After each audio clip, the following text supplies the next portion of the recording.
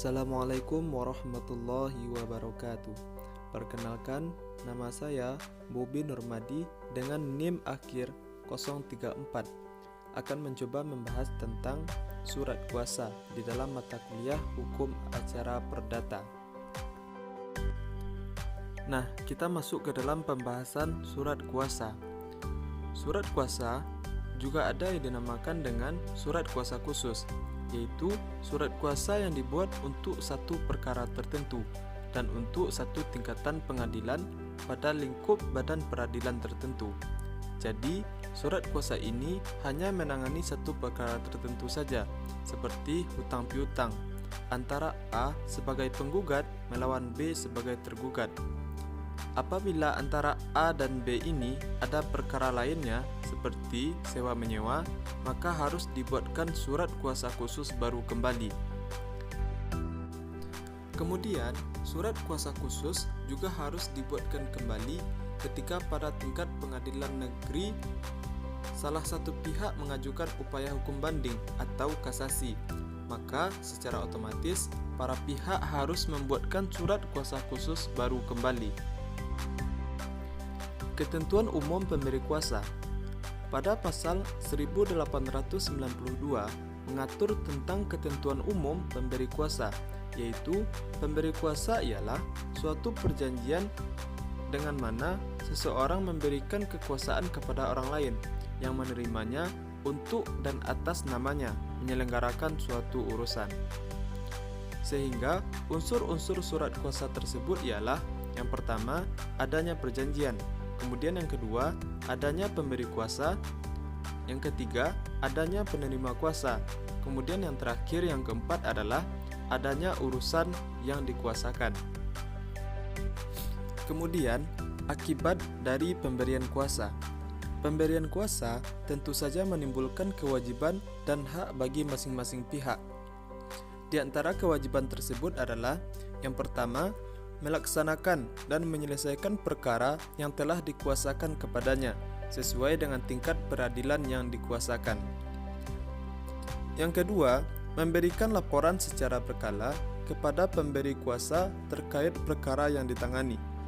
Kemudian, yang ketiga, bertanggung jawab atas perbuatan-perbuatan yang ia lakukan di luar pemberian kuasa atau yang timbul atas kelalaiannya. Selanjutnya adalah muatan surat kuasa yang terdiri dari yang pertama, identitas dan kedudukan pemberi dan penerima kuasa. Kemudian yang kedua, muatan kekhususan surat kuasa, yaitu uraian yang menjadi pokok sengketa perkara yang menunjukkan kekhususan perkara. Kemudian yang ketiga, muatan isi kuasa yang diberikan, yaitu uraian tindakan-tindakan yang menurut hukum patut dilakukan oleh penerima kuasa. Kemudian yang terakhir atau yang keempat adalah memuat hak substitusi, yaitu hak retensi jika diperlukan. Kemudian kita masuk ke dalam pembahasan mediasi dalam penyelesaian sengketa perdata. Mediasi dimaknai dengan proses penyelesaian sengketa perdata melalui sebuah proses perundingan atau mufakat dengan para pihak yang dibantu oleh mediator yang tidak memiliki kewenangan untuk memutuskan atau memaksakan sebuah penyelesaian. Jadi, substansi dari mediasi ini adalah musyawarah untuk menemukan solusi terbaik dari sengketa yang ada. Poin-poin penting dalam melaksanakan mediasi diantaranya adalah yang pertama, kedua belah pihak wajib hadir dalam persidangan, khususnya saat sidang dengan agenda mediasi atau sidang pertama. Kemudian yang kedua, jika usaha perdamaian berhasil, maka dibuat akta perdamaian yang harus dibacakan terlebih dahulu oleh hakim yang memeriksa perkara tersebut. Yang ketiga adalah akta atau putusan perdamaian tidak dapat dimintakan kepada ketua pengadilan yang bersangkutan. Kemudian yang keempat, jika usaha perdamaian tidak berhasil, hal tersebut harus dicatat dalam berita acara persidangan. Yang kelima, khusus untuk gugatan perceraian, hakim wajib mendamaikan kedua belah pihak yang bersengketa, yang sedapat mungkin dihadiri sendiri oleh suami atau istri tersebut. Kemudian yang keenam, apabila usaha pendamaian berhasil, maka gugatan perceraian tersebut harus dicabut. Apabila usaha perdamaian gagal, maka gugatan perceraian diperiksa dalam sidang yang tertutup untuk umum. Kemudian yang ketujuh, dalam hal mengupayakan pendamaian digunakan Perma nomor 1 tahun 2008 tentang prosedur mediasi pengadilan yang mewajibkan seluruh perkara perdata yang masuk harus melalui prosedur mediasi dengan bantuan mediator. Kemudian kita masuk ke dalam pembahasan perihal gugatan. Gugatan juga dimaknai dengan suatu cara untuk mendapatkan hak yang dikuasai orang lain atau yang dilanggar oleh orang lain melalui pengadilan. Gugatan harus mengandung sengketa antara dua belah pihak, yaitu antara penggugat dan tergugat atau antara pemohon dengan termohon.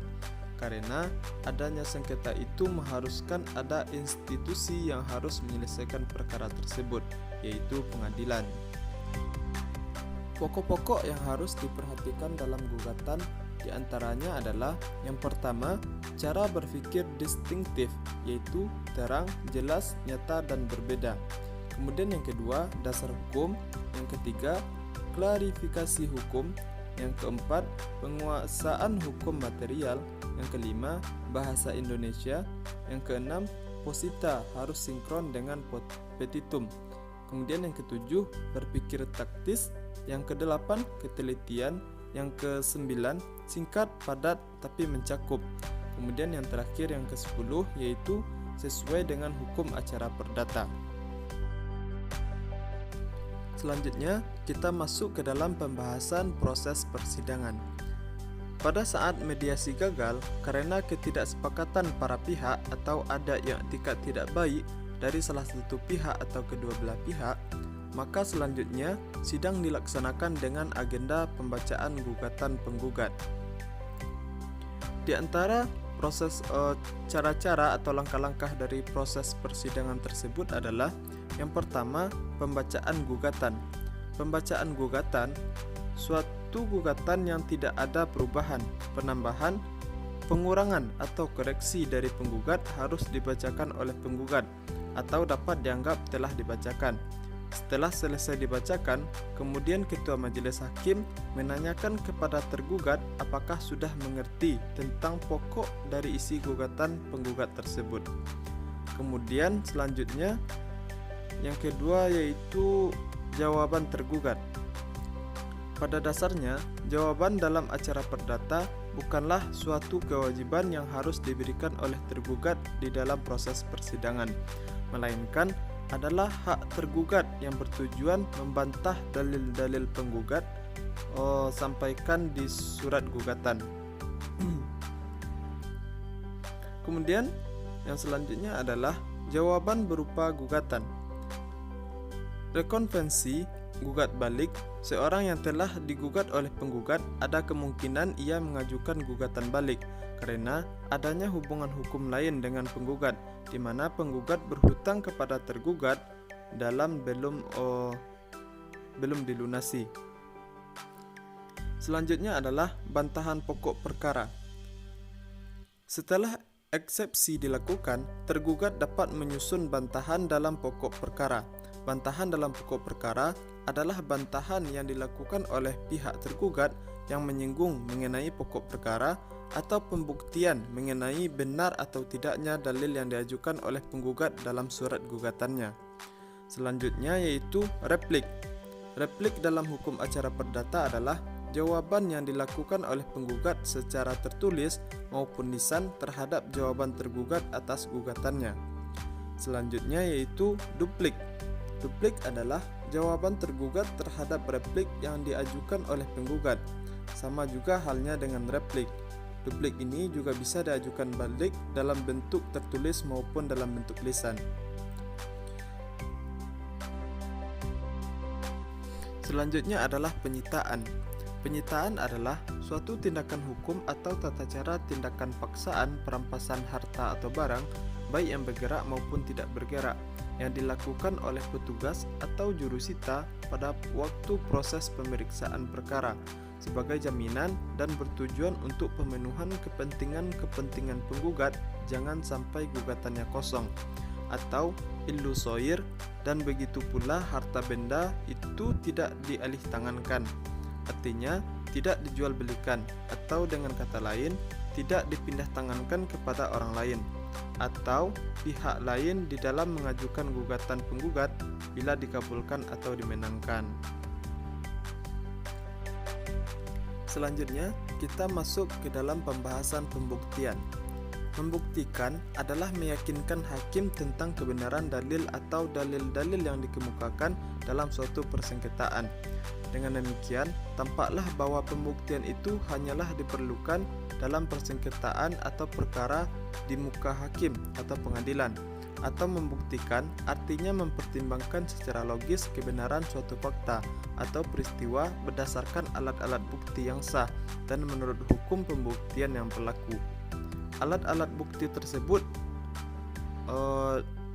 dikategorikan ke dalam beberapa jenis. Yang pertama adalah surat, yang kedua saksi, yang ketiga persangkaan, yang keempat pengakuan, dan yang kelima adalah sumpah. Selanjutnya adalah upaya hukum.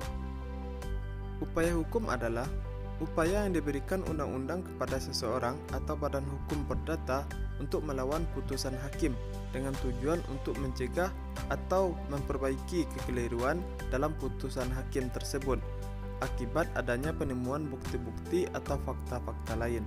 Dalam hukum acara perdata dikenal ada dua macam upaya hukum, yaitu upaya hukum biasa dan upaya hukum luar biasa.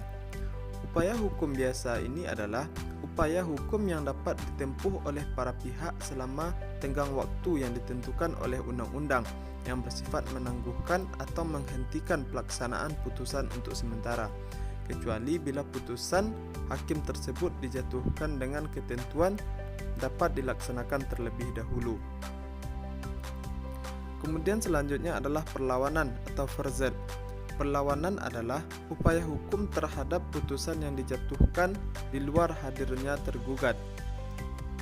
Pada dasarnya, perlawanan ini disediakan bagi pihak tergugat yang biasanya selalu dikalahkan, sedangkan bagi penggugat yang dengan putusan first take dikalahkan dapat menempuh upaya hukum banding. Kemudian, banding itu sendiri adalah bila salah satu pihak tidak puas terhadap putusan majelis hakim di pengadilan tingkat pertama, maka pihak tersebut dapat mengajukan upaya hukum banding di pengadilan tinggi yang berada di ibu kota provinsi, dan selanjutnya pengadilan tinggi akan memeriksa perkara tersebut secara ulang, dan inilah yang dikenal dengan judex facti. Kemudian yang terakhir adalah kasasi. Kasasi adalah satu tindakan Mahkamah Agung sebagai pengawasan tertinggi atas putusan pengadilan-pengadilan lain untuk memperbaiki dan menegakkan hukum.